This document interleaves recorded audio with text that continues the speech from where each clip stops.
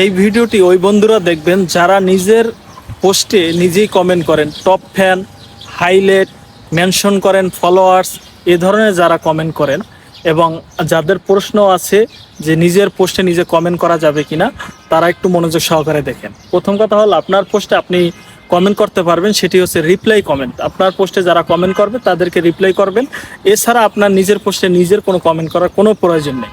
আর যারা হাইলাইট করছেন, ফলোয়ার্সকে মেনশন করছেন, টপ ফ্যানকে মেনশন করছেন, আমি মনে করি এটি ভুল করছেন। কারণ আপনার এই মেনশনের দ্বারা আপনার কয়জন লোক আসছে? আপনার 10 জন টপ ফ্যান আছে বা 100 জন টপ ফ্যান আছে, আপনি যে টপ ফ্যান মেনশন করছেন সেখান থেকে কি 10 জন টপ ফ্যানে আসছে?